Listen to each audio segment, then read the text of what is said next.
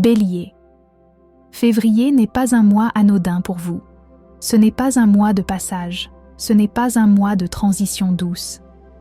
C'est un mois de bascule identitaire et surtout le début d'un cycle long qui va vous accompagner pendant plusieurs années. Pourquoi ? Parce que 2 planètes majeures arrivent dans votre signe. Neptune est entré en Bélier le 26 janvier. Saturne entre en Bélier le 14 février.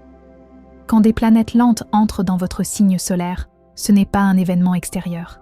C'est vous qui êtes touché.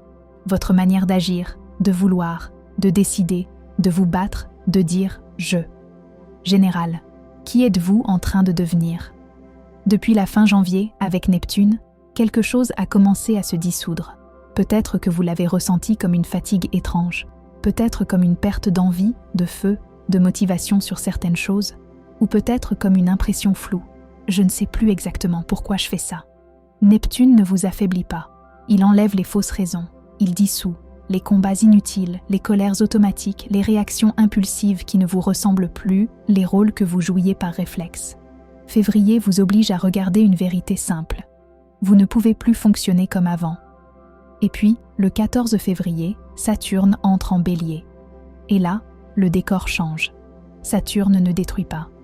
Il structure.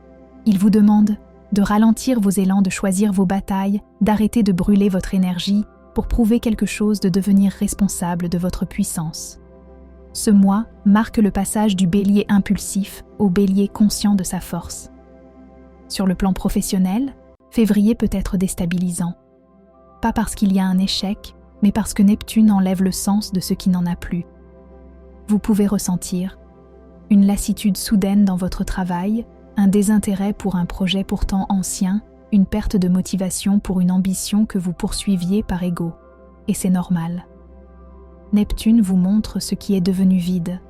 Saturne, lui, arrive ensuite pour vous dire « Maintenant, qu'est-ce que tu veux vraiment construire ?»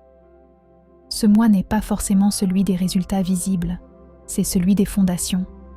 Vous commencez à penser différemment, moins dans l'urgence, moins dans la réaction.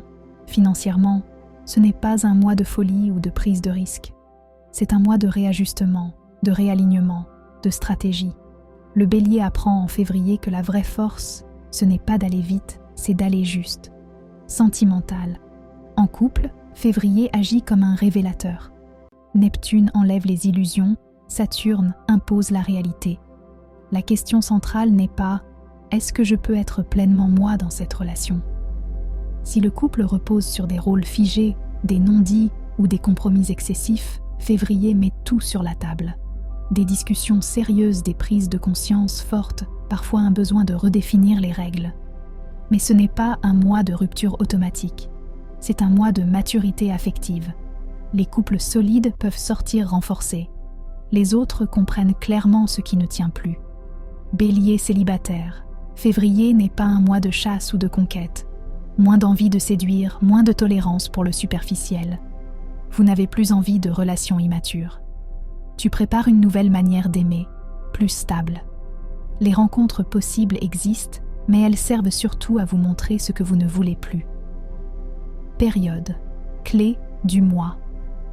À partir du 14 février. C'est là que Saturne s'installe réellement.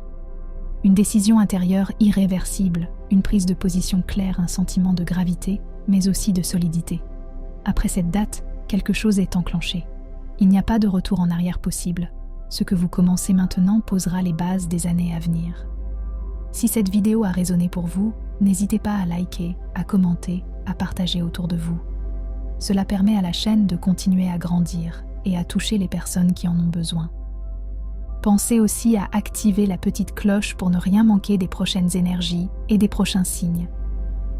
Et si vous souhaitez un accompagnement plus personnel, vous retrouverez toutes les informations et le site tarotétoile.com dans la description juste en dessous. Je vous dis à très bientôt les amis.